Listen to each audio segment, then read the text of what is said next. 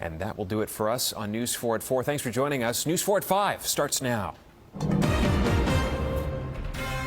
At 5 o'clock, found safe. The teenager taken right off a street in the Bronx is back with her family. What we know tonight about the investigation. And attacked on the street. What police are saying about 3 violent incidents on the Upper East Side.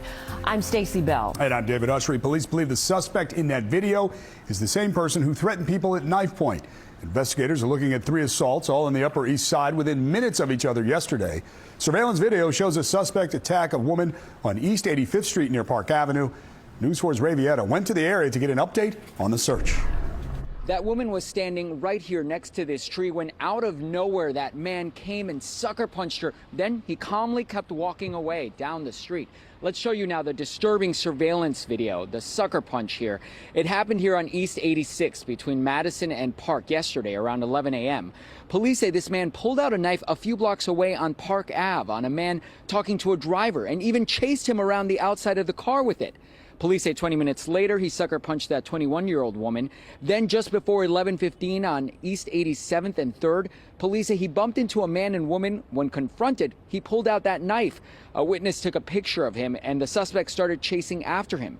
As you can imagine, the suspect, seen here in camouflage, is troubling neighbors here this evening. No, I think we just all have to be aware and watch our surroundings and make sure that we go about our business and get to where we have to go safely.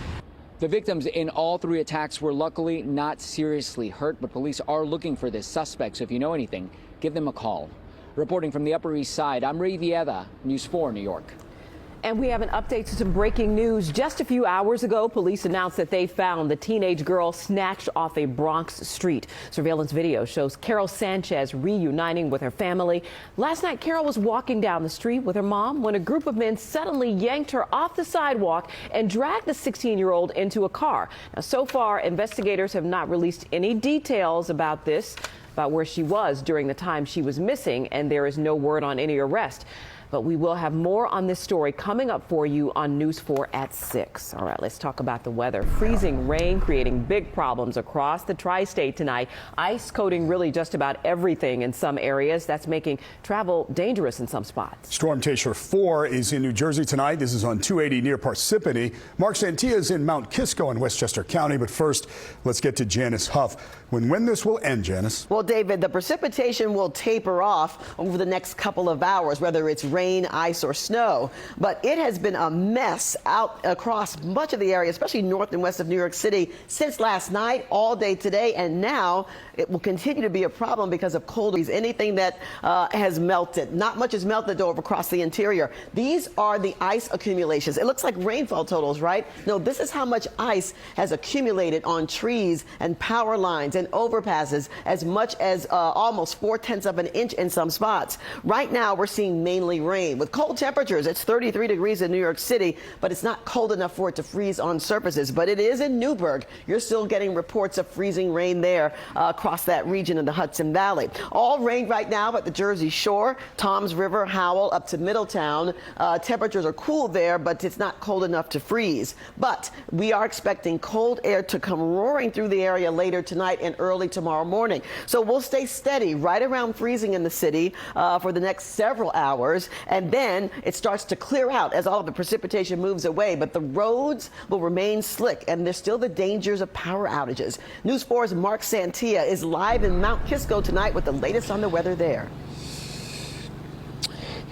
And Janice, right now in Westchester County, we're looking at more than 700 customers without power. The rain is starting to pick up, but we still have plenty of slippery spots. Lock up Long Island's biggest criminals now. He could be joining them. Today, a jury found former Suffolk County DA Thomas Spota guilty of obstruction and corruption. News 4's Paisy Chang has been following this for months. Paisy, this involves Spota and his top aides. That's right, David, and it is quite the fall from grace. For 16 years, Tom Spota was the top prosecutor in Suffolk County. Today, he was convicted by a federal jury of trying to cover up a crime, even trying to get cops to lie to federal investigators.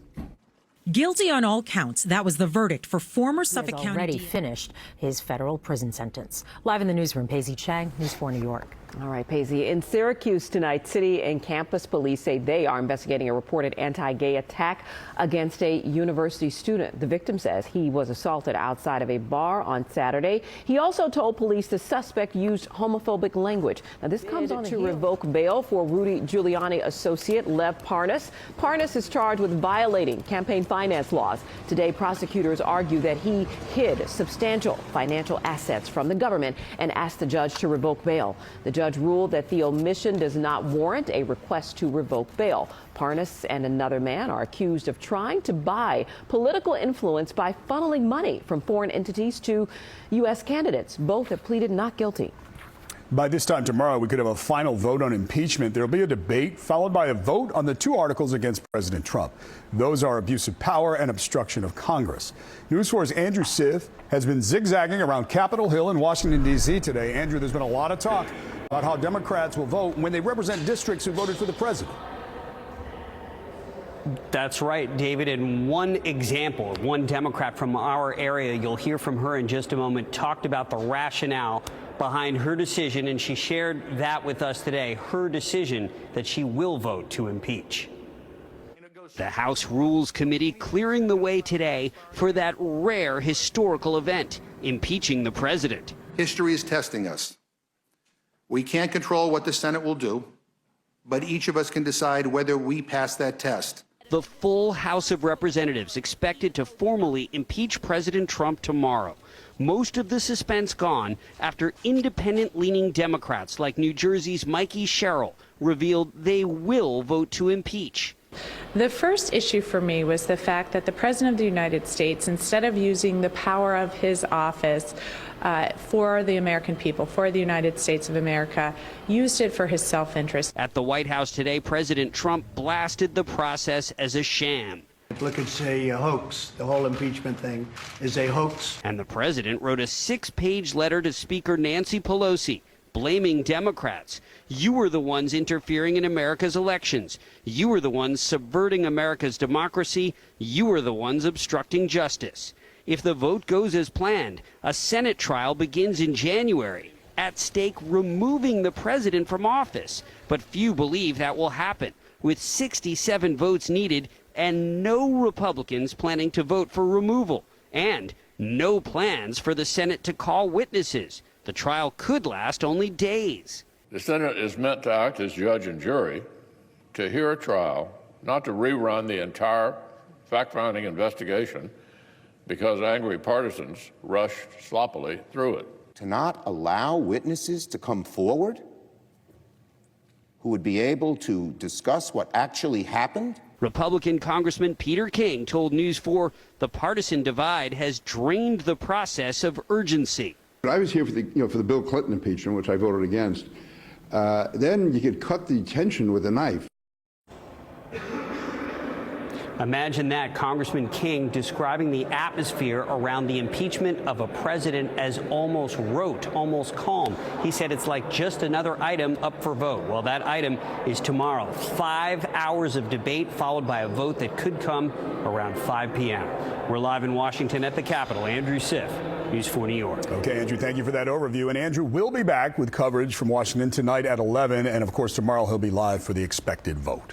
Well, it looks like the Democratic presidential debate scheduled for Thursday is a go after a labor dispute threatened to shut down the event. A food workers union at Loyola Marymount University in Los Angeles has been working without a contract since March. They had threatened to strike ahead of the debate. Well, now the 150 cooks, the dishwashers, cashiers, and servers will get a 25% raise, a drop in their health care costs, and job security guarantees. New York's rape law could get a major update. It would make it illegal to have sex with someone who is too drunk to consent. We're going to explain how the I-Team first exposed this loophole in the law. The Journey Home, the new plan to end homelessness in New York City, and who's going to pay for it. Right now, the FDNY trying to figure out what sparked this building fire in Queens. This is video from Citizen App showing flames shooting from the second floor. Started around 11 o'clock last night near College Point Boulevard and 18th Avenue. Officials say the fire moved into the attic before they were able to put it out. No one was hurt. New York's rape law could get a major update, actually making it illegal to have sex with someone who is too drunk to consent. The I-Team's Chris Glorioso first exposed a loophole in the law that could have allowed some rapists to get away with it. Chris, the governor's office tonight, they're acknowledging the call for reform was spurred by your investigation. Yeah, a spokesperson for the governor did say today our story prompted this initiative, and now Cuomo is going a step further, making this reform one of the centerpieces of next year's State of the State address.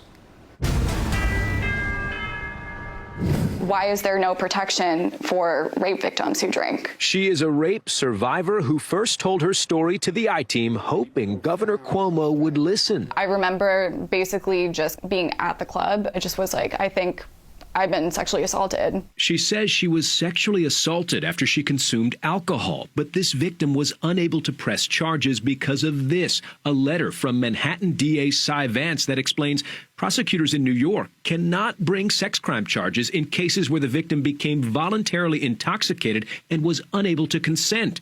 Today, Vance is applauding Governor Cuomo for pledging to close that loophole. It's just not right to take advantage of someone who is drunk. That's morally wrong, and now it's a crime. Of course, changing the criminal code will require approval of the legislature, but Cuomo has announced he'll make closing the rape intoxication loophole a pillar of his upcoming State of the State address. The pledge drawing praise from Senator Alessandra Biaggi, who was first to propose reform after seeing the ice left over from today's storm will likely stick around for a while. This is what it looked like this afternoon in Bedford, New York. Some parts of Westchester County got more than a quarter inch of ice. All right, Janice Huff is joining us now, and the ice is still there. It's getting colder, and that makes for a dangerous combination. Exactly, and places where maybe you didn't have ice and just wet roads, once the temperatures drop to 32 below, you're going to see some freezing there. This is a live look at the Mario Cuomo Bridge, and we see a lot of traffic here moving very slowly but steadily, and the roads are wet. They're not icy. However, you have to watch out on elevated roadways because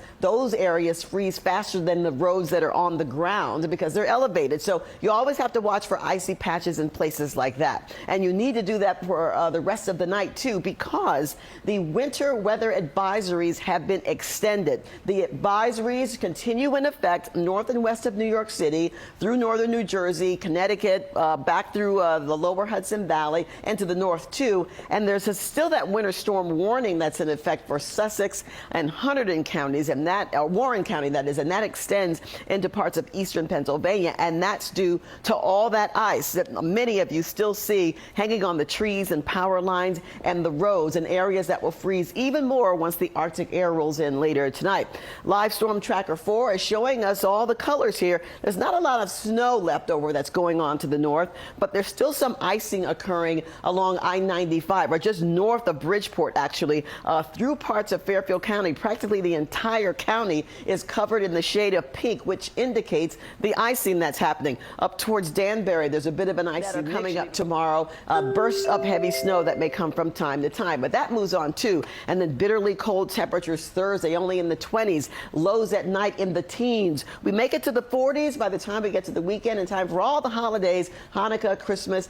Fair weather and temperatures in the 40s during the day. Back to you. Okay, looks not going to be a white Christmas, but nope. It looks good. All right, thanks, Janice. One of the most popular tourist attractions in the world is right here in New York City. We're talking about the Statue of Liberty. The travel website TripAdvisor rated Lady Liberty 4th on its 2019 list of the world's most popular attractions. The Colosseum in Rome, the Louvre Museum in Paris, and the Vatican topped the list. No surprises there. Good company, I would say. Yes, Lady Liberty. The conversation about paying college athletes made its way to Capitol Hill today. What the NCAA and a committee of senators say they agree on when it comes to compensation. And the link between a fitful sleep and migraines. Why the results of a new study may be surprising to migraine sufferers. And ahead at 5:30, it has been celebrated as a victory for thousands of New York's undocumented immigrants. But today, the Department of Homeland Security is criticizing a new law allowing undocumented immigrants to get driver's licenses, and now Mayor de Blasio is wading into the fight. But first, here's a look at what's on NBC tonight. Stephen Holt and I will see you at 11.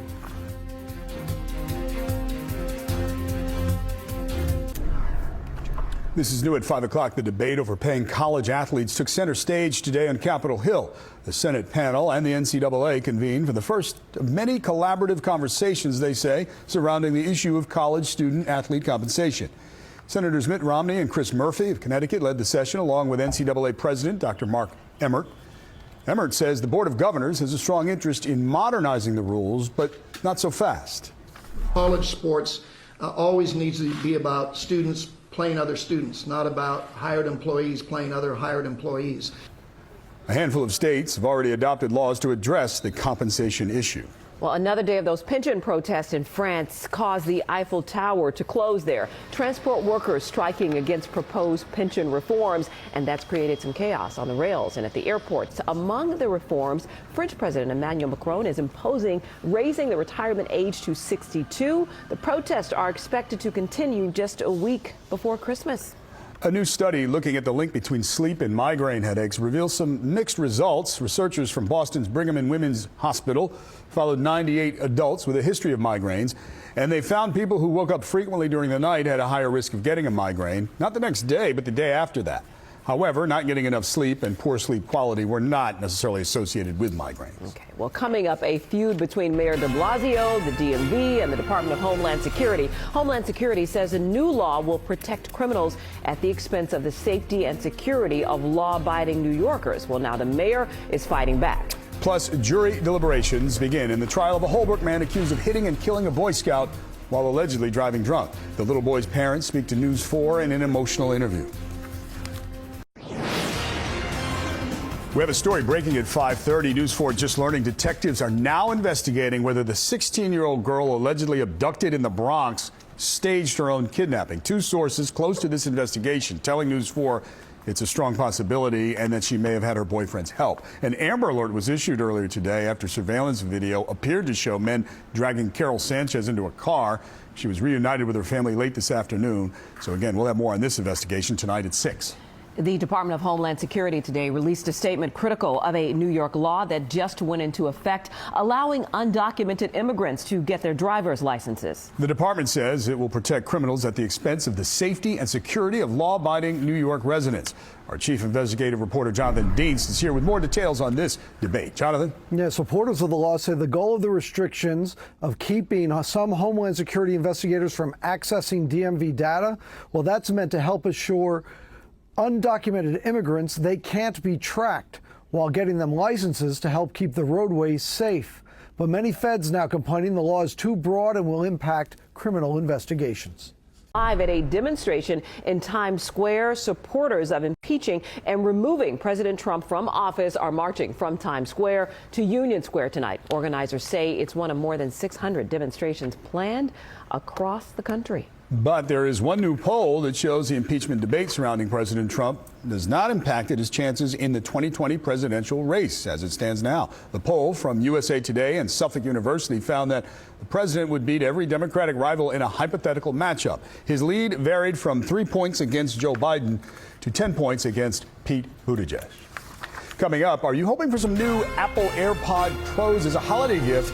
Better Get Vaccaro explains why you may not get your wish. Plus, freak accident, and the damage is worse than it appears. The reason this crash is robbing one New Jersey family of its Christmas spirit. Stacey and David ahead for us tonight. The Pope giving new voice to clergy, sex abuse victims, and witnesses. The major step he took today. And the toy wars. Big retailers battling to sell you the season's hottest toys. We'll tell you who's got them when we see you tonight right after News 4 New York. A devastating crash has taken a tragic toll on a New Jersey family in these days before Christmas. A woman confined to her bed is killed after an out-of-control pickup truck crashed into her home. News 4's Ted Greenberg has more from Brick Township. It's heartbreaking. It really is. A pickup truck partially lodged in a house after slamming through a wall and taking the life of a 55-year-old bedridden woman inside. saddened, very saddened that something like this could just take somebody's life so fast. Pat Ballard works at this church next to the home on Drum Point Road in Brick Township.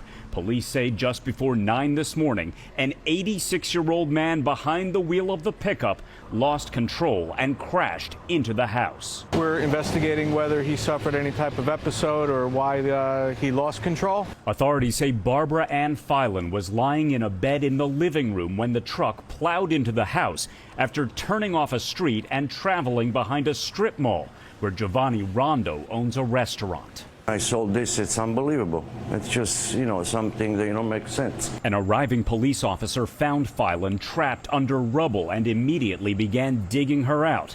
She died from her injuries. Of course, just before Christmas, anytime anything tragic like this happens, it adds to that when it's around the holidays, of course. It's just a shame and just an unfortunate accident, it appears. The driver was rescued from his pickup and checked out at a hospital, but authorities say he appeared to be okay. In your privacy of your own home, you don't expect it. Ballard says Filan and her family have attended services at the church over the years. One daughter, when she had just learned of her mother passing, looked at me and she says, "I remember you," and just burst into tears, consoling her the best I could. Police say at this point, no charges are pending against the driver of the pickup, but their investigation is continuing.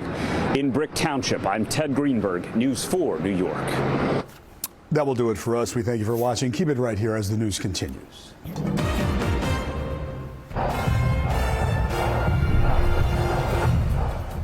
Now at 6, a final salute. A sea of blue fills the streets of Jersey City. Fellow officers bidding farewell to a fallen comrade, shot by killers in the first moments of a hateful, cold-blooded crime. And a deadly freak accident. A piece of concrete plunges from a building, hitting and killing a woman on the sidewalk below. But first, it looked like a parent's worst nightmare. A teenage girl snatched off the street as she walked with her mother. But was it all an act? Good evening, I'm Chuck Scarborough. And I'm Stacey Bell. We have a stunning development in what appeared to be a bizarre kidnapping that triggered an Amber Alert. But sources tell us that kidnapping may have been a hoax staged by the girl and her boyfriend. The 16-year-old resurfaced on the same street in the Bronx 15 hours after she was apparently taken. News 4's Erica Byfield is live in the 40th Precinct Station House right now with the breaking news update. Erica. Well, Chuck, sources close to this investigation are telling us what you just said, that they're looking into the possibility that this is staged. Take a look. This is new video into our newsroom within the last 15 minutes. Here she is coming out of the 40th precinct. She did not want to answer any of our questions, and she kept her head down as she went to that car. Earlier, people who saw her walking down the street here in the Bronx say they were stunned because they said she just walked up to a couple of police officers and said, "Hi, my name is Carol Sanchez."